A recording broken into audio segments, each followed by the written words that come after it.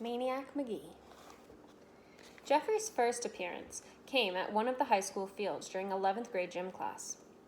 About a dozen students were playing football. The star quarterback, Brian Dennehy, wound up and threw a 60-yarder to his favorite receiver, James, hands down, who was streaking a fly pattern down the sideline. But the ball never quite reached hands. Just as he was about to cradle it in his big, brown-loving mitts, it vanished. By the time he recovered from the shock, a little kid was weaving upfield through the varsity football players. Nobody laid upon him. When the kid got down to the soccer field, he turned and punted the ball. It sailed back over the up-looking gym classers, spiraling more perfectly than anything Brian Dennehy had ever thrown, and landed in the hands of the still stunned, hands down. Then the kid ran off. There was one other thing. Something that all of them saw but no one believed until they compared notes after school that day. Up until the punt, the kid had done everything with one hand. He had to, because in his other hand was a book.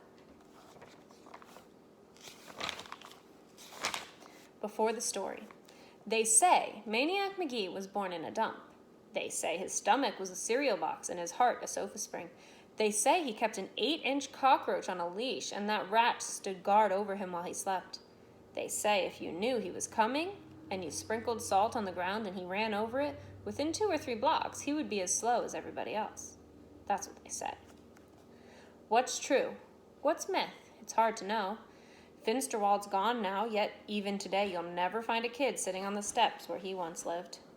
The Little League field is still there and the band shell. Cobble's Corner still stands at the corner of Hector and Birch, and if you ask the man behind the counter, he'll take the clump of string out of the drawer and let you see it. Part 1, Chapter 1. Maniac Magee was not born in a dump. He was born in a house. A pretty ordinary house, right across the river from here in Bridgeport. He had had regular parents, a mother and a father, but not for long.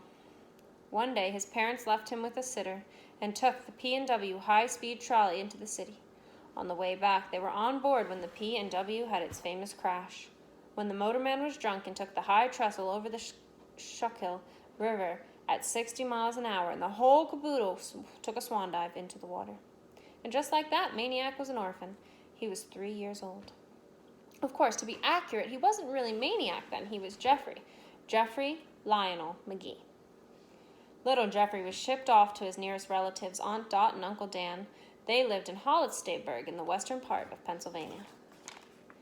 Aunt Dot and Uncle Dan hated each other, but because they were strict Catholics, they wouldn't get a divorce. Around the time Jeffrey arrived, they stopped talking to each other. Then they stopped sharing. Pretty soon, there was 2 of everything in the house. 2 bathrooms, 2 TVs, 2 refrigerators, 2 toasters. If it were possible, they would have had 2 Jeffreys. As it was, they split them up as best they could. For instance, he would eat dinner with Aunt Dot on Monday, with Uncle Dan on Tuesday, and so on.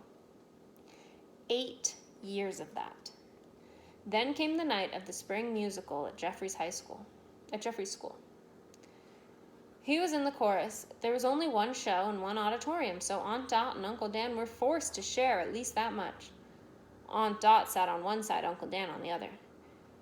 Jeffrey probably started screaming from the start of the song, which was Talk to the Animals, but nobody knew it because it was drowned out by all the other voices. Then the music ended and Jeffrey went right on screaming, his face bright red and his neck bulging. The music director's face, the singer's, frozen with his arm still raised. In the audience, faces began to change. There was a quick smatter of giggling by some people who figured the screaming kid was some part of the show, some funny animal maybe.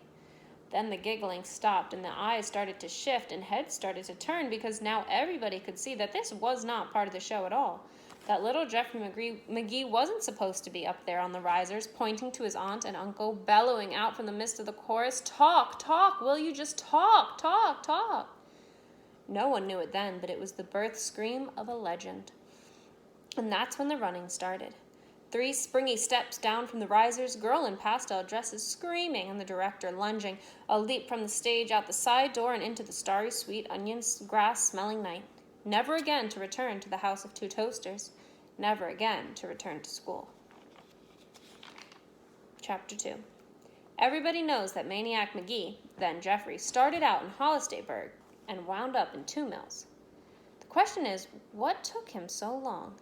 And what did he do along the way? Sure, 200 miles is a long way, especially on foot, but the year it took him to cover it was about 51 weeks more than he needed, figuring the way he could run even then. The legend doesn't have the answer. That's why this period is known as the Lost Year. And another question, why did he stay here? Why 2 Mills?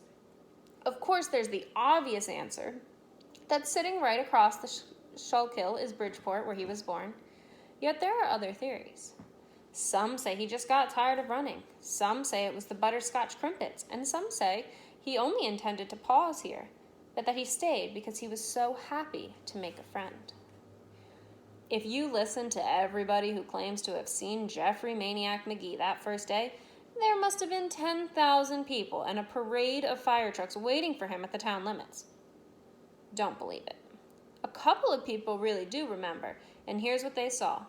A scraggly little kid jogging towards them, the sole of both sneakers hanging by the hinges, and flopping open like dog tongues each time they came up from the pavement.